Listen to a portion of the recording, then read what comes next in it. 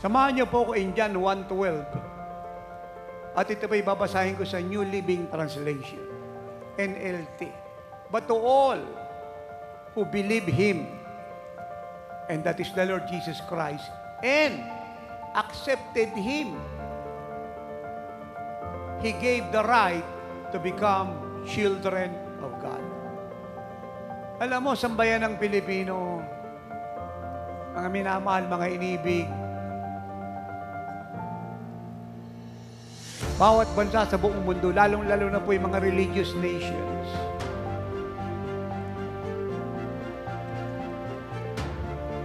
ay hindi po tayo dapat makontento na alam lang po natin na si Kristo po ipinako sa cross.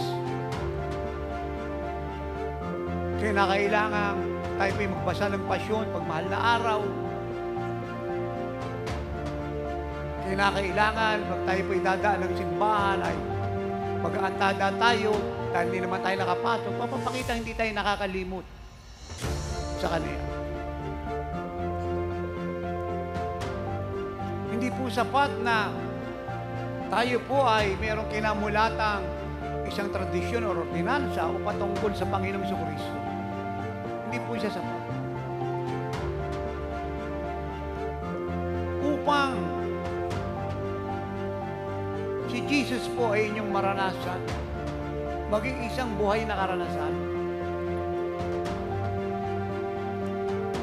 At lahat po ng benepisyo ng krus ng Kalbaryo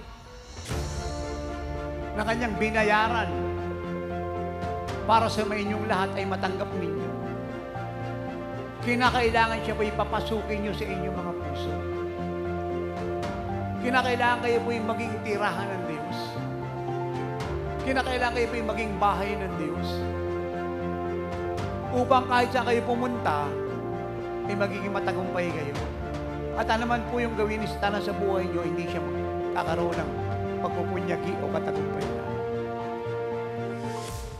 Hindi po ba maganda yan na dati po yung traditional Christ, kaya sunod sa tradisyon, kinamulatan nyo trilyon ay buhay na sa inyo at kasama nyo na. Yun po yung totoong Kristyanismo. At hindi lamang po yun ang benepisyo. Sabi po lang binasa natin, the moment you believe Him and accepted Him, meron na po kayo ngayong karapatang maging mga anak ng Diyos. Yun po yung pinakamasarap na parte ng buhay natin. At pribilehyo may enjoy natin sa pagdating ni Jesus sa puso natin. Naging mga anak tayo ng Diyos. Maaring marami sa inyo nagtatanong at normal po yun sa bayan ng Pilipino.